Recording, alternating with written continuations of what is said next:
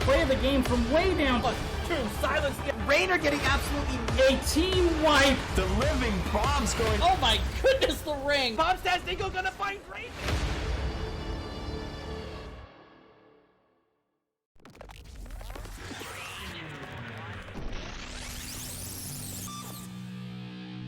Oh, the life finder keeps Maev up. It was going to be a close thing. And healing, what? Get out of no!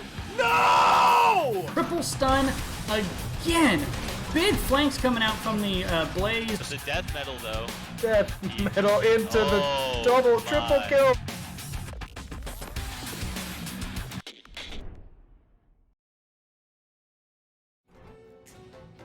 Hello and welcome back, everybody, to the NGS Rewind. It's the third match. We're going to see a Div C East matchup here from Week 8, and I am joined now by Ectar. Welcome, Ectar. Thank you very much for having me. I'm going to have to turn you down there because I had everything turned up for chaotic. So Ectar, so normally I would display Ectar's camera, but because we're having to do this via a screen share, it's not going to allow me to screen share and have Ectar's wonderful bearded face on the camera. So, but he'll be back for the next game. So until then, you can see the wonderful face of Alpha with Ectar's name below it. So there you go. Now I'm gonna have to shave between the matches just to prove you wrong. Fair enough. So let's take a quick look here. So maps between Wood League and Do It Right. Let's see. So map bans we had for Wood League, banning out Braxis Holdout and Dragonshire. For Do It Right, we banned out Battlefield of Eternity and Cursed Hollow. So our first map is going to be on Sky Temple, and that was selected by Do It Right. I like the map bans from Wood League. They banned both of the maps where you need to win the solo lane. Good call. So what does that say about their solo laner? That either they're not confident that they could just win the solo lane matchup outright, or they don't feel as comfortable rotating a person up there to try and win the solo lane. Or they maybe just afraid of Do It Right solo laner. Could be. Yep. So it looks like overall here, well, I'm not going to have access to the third game on this system. I don't know why, but we should be able to watch it. I just won't be able to see the bans. Excuse me. So the bans here in game one, I'm going to go ahead and get things started so that I can get you your screen share here. But the hero bans on game one on Sky Temple here. Wood League banned out ETC, Kael'thas, and Leoric. And Do It Right banned out Stukov, Jaina, and Ana. Mostly pretty standard bans. Yeah. Especially Right. getting rid of both of the highest priority mages.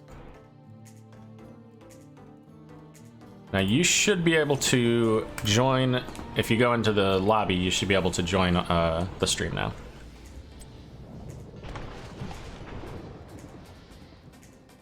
I do see the stream now.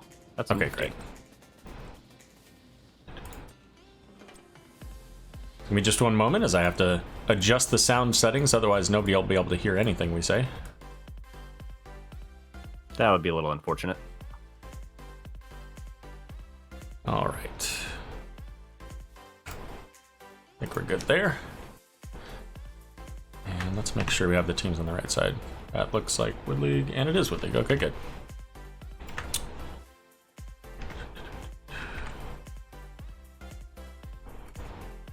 Unpause it. All right. Do you have a preference on who you want to introduce there, Ectar?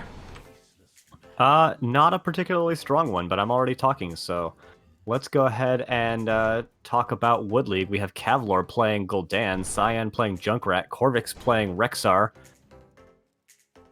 Johanna is being played by an individual, and Sailor Sky is playing Alexstrasza. Emtino? Emtino? Alright, that's good Maybe? enough. Yeah, that's close enough for government work, right?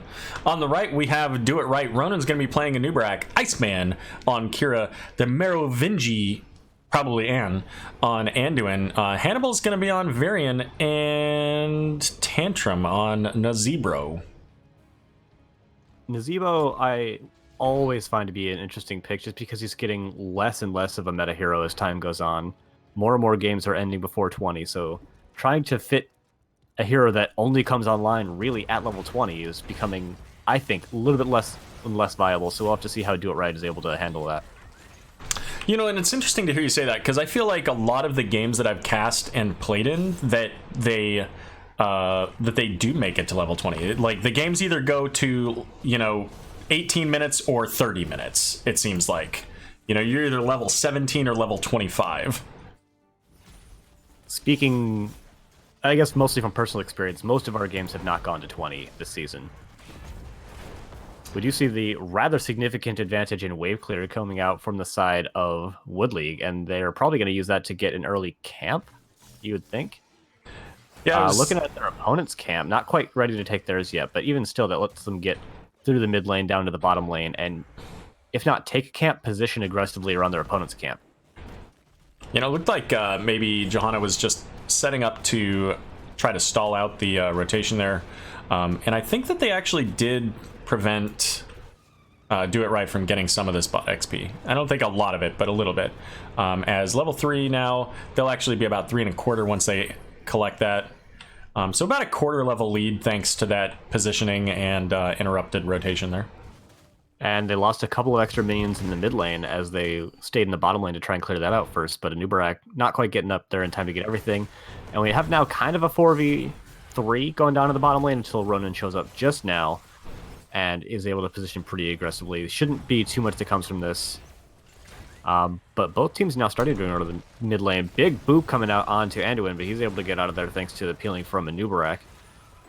And yeah, a lot of posturing, a lot of jockeying for position, and it's actually Do It Right whose camp stays alive for a little bit longer and are able to get to the mid lane quicker. So I'm interested to take a look here at the Toad stacks while we've got a moment. 6 stacks here for Nazeebo. Fatal Wounds at 18, so still a long way to go for Kira there. 12 halfway done there for the Lion's Fang for Varian, and Varian going into that Twin Blades as well. Is that Blood Ritual on 4 from Nazeebo? It is. I almost never see that talent picked up, just because the extra health and extra mana that you can get is really significant on a lot of cases. From Big Voodoo? Yeah. Yeah. Well, because you only get extra that healing coming in when you kill a minion, which doesn't typically happen during teamfights, and that's what you're really looking for, is that teamfight survivability. Johanna eating 3 nice Toad stacks there for Tantrum, and he's going to use that zombie wall. It gets Joe into a really bad position, but there's no follow-up on it, so good to know that he's got that kind of vector on lockdown, though. Yeah, and I think I'm gonna mouse over it here just to take a look here. If an enemy dies, so any enemy dying restores 2%, but even still, like whether it's a 2% hero, 2% off of a hero kill Yeah. is a far cry from like Li Ming's equivalent talent on 4. Right, the 20%, yeah. So we're gonna see Ronan getting knocked away there with the wing buffet. Iceman and Tantrum both very low here as they're dodging those Junkrat grenades, able to disengage. Up in the top lane though, Rexar versus Varian, and again with the Twin Blade Varian here, he's not level 7, so he doesn't have second wind to be able to heal up, but still enough to push the Rexar off the point, at least for now. But not when Junkrat's back. Shows up. But that auto attack movement speed that he gets from Twin Blades, allowing him to get away from both the Rexar and Junkrat there. I don't know if I've ever said this before, but I actually really like Twin Blades here. It'll allow him to do much better in the solo lane than either of his other talents, and that's kind of what they need him for right now.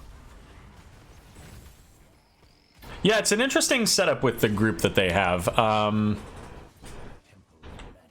don't know. Like, Twin Blades going into the Johanna is kind of a but if he's mostly doing it for the solo lane, then okay, fine. It allows him to get camps really easily.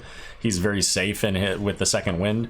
It also means that, if they get any kind of a solid win and Varian's alive, he can just start a boss and eventually either win it or get it down low enough that the rest of his team can come in and help. So, I mean, I don't hate it. I don't know that I would have liked it more than C-Smash and then just sending Kira to do the solo lane. I mean, but they're going to drop a light bomb onto a Twin Blades Variant, and that sounds terrifying to me.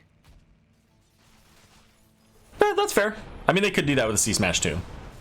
They could, and it would be a little bit more of a quick blow-up, but that Light Bomb's a pretty long stun, so that's a long time that he can just stand there and wail on somebody, and Kira providing that extra single target damage as well. After that big Light Bomb, you could think that Nazeebo will be able to drop a wall into there. It's a pretty good CC train if they're able to get it to come together. Yeah, Tantrum going in deep there by himself. I'm not sure if Junkrat was looking for a player or just throwing out those Siege Giants to get some damage onto him, but ultimately they do split them apart and take them down here. Looks like, yeah, so Second Wind was picked. I just want to mouse over that just to make sure. Yeah, okay.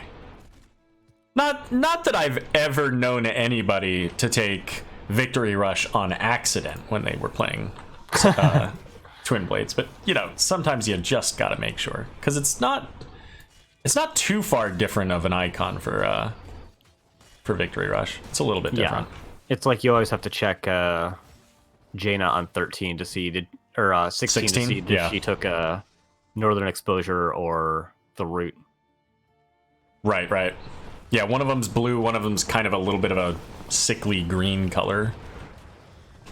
Both teams pretty close on the race to level 20. Looks like Do It Right's going to get there just a little bit sooner, thanks to that camp, but they do still have 2 people in the top lane, and only Rexar is not in the bottom lane for Wood League, so a little bit better positioning coming in here from Wood League, as both teams should be hitting 10 right at about the same time. There we go.